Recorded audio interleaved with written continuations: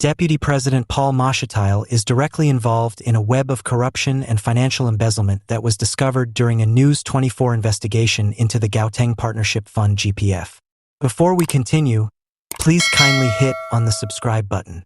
The explosive study exposes how Mashatile reorganized the housing agency while millions went to a cozy legal firm, casting doubt on accountability and openness in South Africa's democratic system. Under the evocative moniker Mashatile Unmasked, the explosive probe reveals a maze of dishonesty, dubious appointments, and suspect payments to Mncedisi, Ndlovu, and Sedumedi, MNS Attorneys.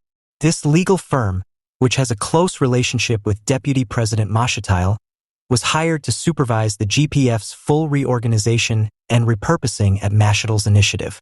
Leaked records that News 24 was able to get show that MNS attorneys were paid an astounding amount of more than $8 million for their services.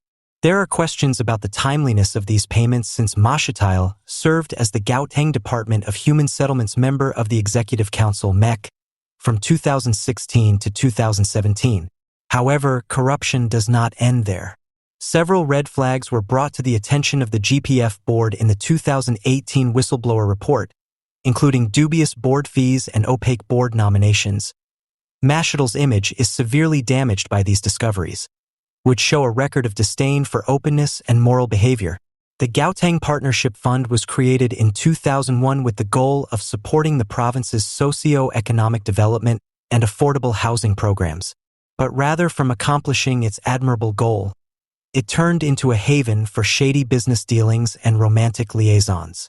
A thorough investigation by News 24 reveals the complex relationships that exist between Mashatile, the GPF, and MNS Attorneys. The study underscores the pressing need of holding those involved accountable and conducting a comprehensive inquiry into the alleged corruption, which has diverted monies from the communities that were meant to gain from projects aimed at providing cheap housing. Concerns over Mashatile's dedication to serve the South African people and his function as deputy president are being voiced as the issue develops. Opponents contend that since political leaders are meant to be the guardians of the country's welfare, the public's confidence in them is being further damaged by this incident.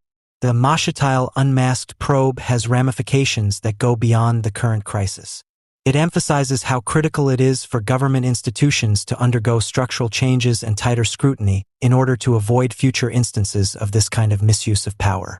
The question that remains for South Africans is how many other scandals of a similar kind are just waiting to be revealed. The political landscape has been rocked by the disclosures about Deputy President Mashatile and the GPF, and many have called for immediate action and responsibility. In order to guarantee that justice is done, law enforcement and regulatory agencies must look into these claims in great detail as the public expects explanations. The Mashatile Unmasked controversy is a sobering reminder that no one should be above the law, regardless of their position in society. The people of South Africa want leaders who put the needs of the people first and respect honesty and integrity. ANC Deputy President Paul Mashatile, who had been tipped to be the sacrificial lamb in the coalition discussions for a new government, seemed to have escaped unhurt from Thursday's special National Executive Committee (NEC) meeting. As previously reported by Times Live, Mashatile's ANC friends believed that those in the party pushing for a coalition with the DA would use his deputy president title as leverage in negotiations. Mashatile was worried by the ANC's abrupt drive for a partnership with the DA. According to many sources in his inner circle who previously spoke with Times Live, this was because the opposition party was considering running for deputy president. They claimed Mashatile had also pointed out that the ANC had only included President Cyrilramaphosa's viewpoint in its list of non-negotiables. They argued that Mashatile's viewpoint had not been upheld by the ANC.